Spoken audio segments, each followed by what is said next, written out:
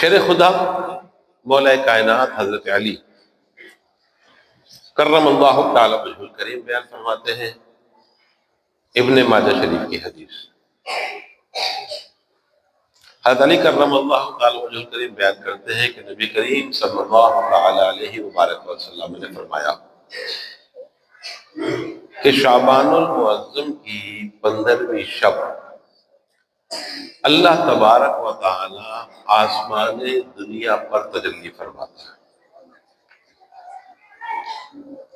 اور منادی ندا کرتا ہے کہ ہے کوئی آج کی رات بخشش طلب کرنے والا، مغفرت طلب کرنے والا۔ اللہ کے نبی نے فرمایا کہ اللہ رب العالمین اپنے بندوں سے فرماتا ہے کہ ہے کوئی آج کی رات مغفرت طلب کرنے والا کہ وہ توبہ کرے، مغفرت چاہے، بخشش چاہے اور میں اس کو بخش دوں۔ ہے کوئی روزی طلب کرنے والا کہ وہ مجھ سے روزی مانگے، میں اس کے رزق میں برکت دوں۔ ہے کوئی اپنی مصیبتوں اور پریشانیوں سے چھٹکارا حاصل کرنے والا کہ میں اس کو عافیت دوں۔ آج کی رات کے متعلق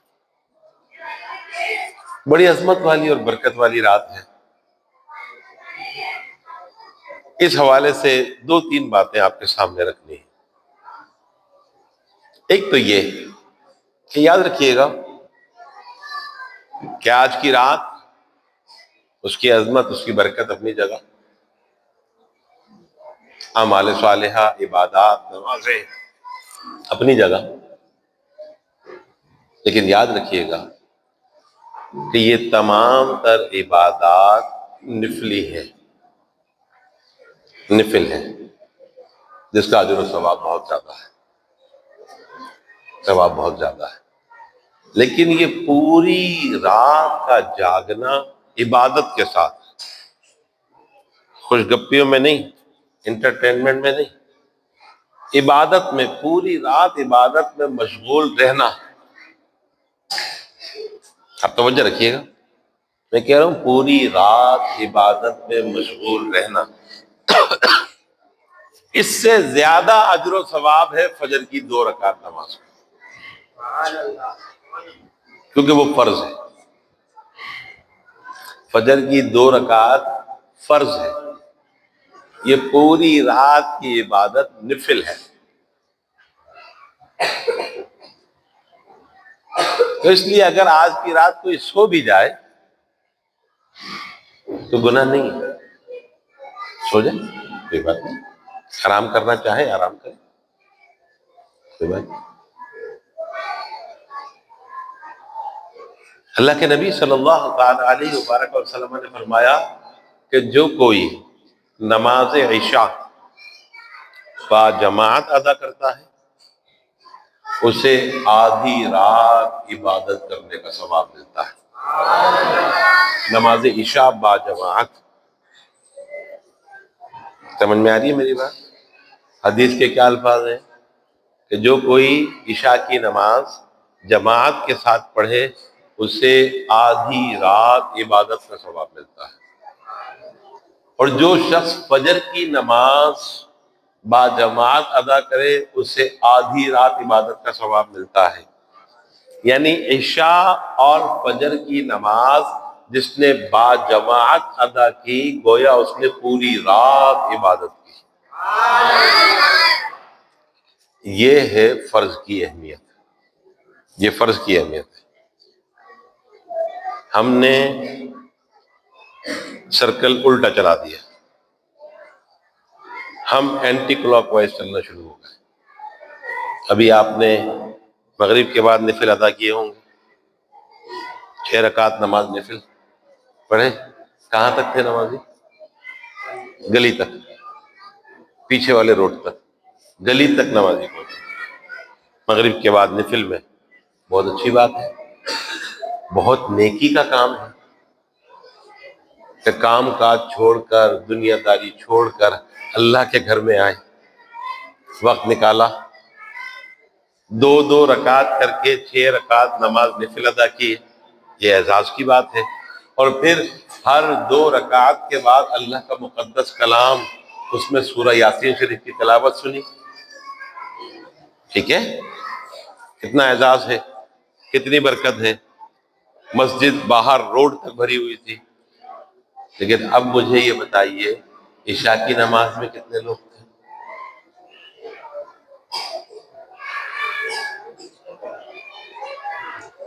بھائی اب بھی کہو نا روڈ تک تھے لوگ، اب بھی تو کہیے گلی کراس کر گئی تھی. اب نہیں کہہ رہے. تو ہماری سوچوں کو کیا ہو گیا؟ ہم کہاں جا رہے ہیں؟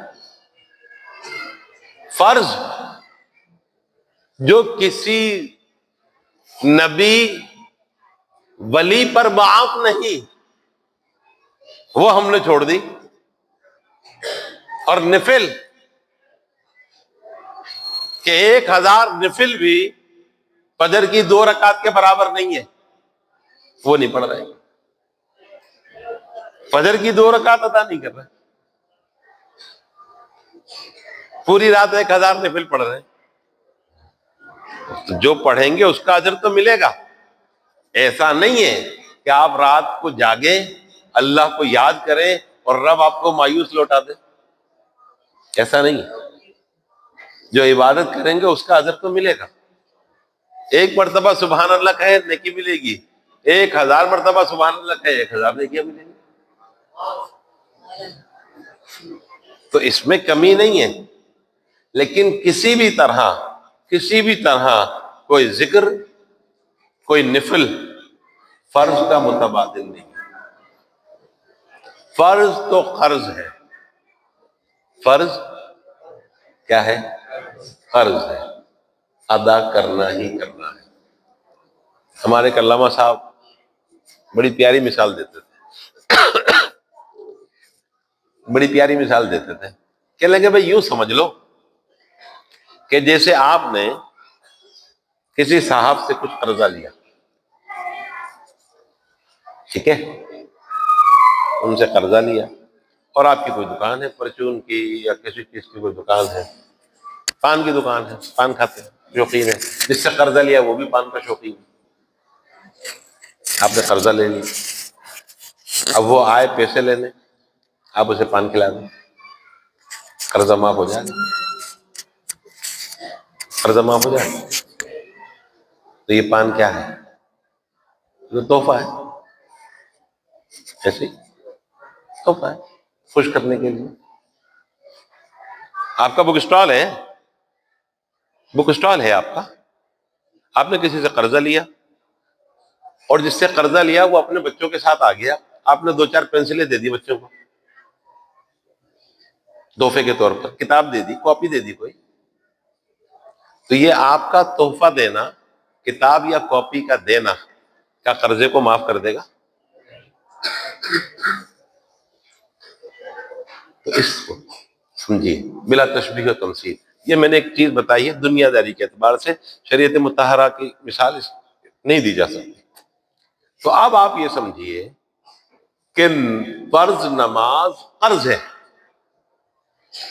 اللہ کی طرف سے آپ پر قرض ہے، اللہ کی طرف سے آپ پر فرض ہے جو آپ نے ادا کرنی ہی کرنی ہے. اور نفل نماز آپ کی طرف سے اللہ کے لیے تحفہ ہے. نفل نماز آپ کی طرف سے رب کے لیے تحفہ ہے. صحیح بخاری شریف حدیث قدسی میرے آقا نے فرمایا نا کہ وما یزال عبدی یتقرب الی بالنوافل، وما یزال عبدی یتقرب الی بالنوافل حتی احبہ. اللہ جل شانہ نے فرمایا، میرے آقا فرماتے ہیں کہ رب فرماتا ہے کہ میرا وہ بندہ جو سجدوں کی کثرت کرتا ہے، نوافل کی کثرت کرتا ہے، وہ نفل پڑھتا رہتا ہے، نفل پڑھتا رہتا ہے یہاں تک کہ وہ میرا قرب حاصل کر لیتا ہے. نوافل کی کثرت کرنے والا قرب الہی میں پہنچ جاتا ہے، اللہ جل شانہ کا قرب حاصل کر لیتا ہے. اور پھر اللہ تبارک و تعالیٰ اسے کیا تحفہ عطا فرماتا ہے؟ ایک وہ بندہ جو اللہ کے قریب ہو گیا، اللہ کی رضا کو اس نے اپنی رضا بنا لیا. اللہ کے حکم کو اپنے اوپر لاگو کر لیا، جو کام کرنے کا رب نے حکم دیا وہ کرے، اور جو کام کرنے سے رب نے روک دیا بندہ اس کام سے رک جائے، تو رب فرماتا ہے وہ میرا قرب حاصل کر لیتا ہے۔ اور جو میرا بندہ میرا قرب حاصل کر لیتا ہے، کنت سمعہ الذی یسمع بہ وبصرہ الذی یبصر بہ، تو وہ میرا بندہ جو میرا ہو جائے۔ اے بندے تو ہم بھی اللہ کے ہی ہیں نا، ہم بھی اللہ کے بندے ہیں نا، ایسا ہی ہے نا۔ لیکن رب اپنا بندہ کسے بیان فرما رہا ہے؟ وہ عباد الرحمن، رحمان کے بندے کون ہیں؟ وعباد الرحمن الذین یمشون علی الارض ہونا واذا خاطبهم الجاہلون قالوا سلاما۔ اللہ تبارک و تعالی نے جنہیں اپنا بندہ فرمایا ہے نا، ان کی ایک نشانی بتائی ہے، نشانی بتائی۔ وہ عباد الرحمن، رحمان کس کا نام ہے؟ اللہ کا۔ وہ عباد الرحمن، عباد عبد کی جمع، وہ عباد الرحمن، رحمان کے بندے وہ ہیں، یعنی اللہ کے بندے وہ ہیں کون؟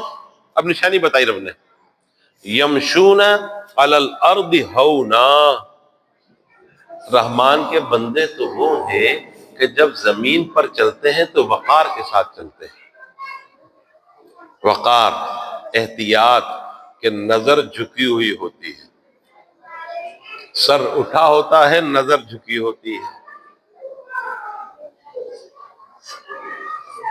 سامنے ہوتی ہے، ادھر ادھر تانک جھانک نہیں کرتے، اپنی نظروں کی حفاظت کرتے ہیں، اکڑ فو نہیں دکھاتے، زمین پر تکبر سے نہیں چلتے، ہونا،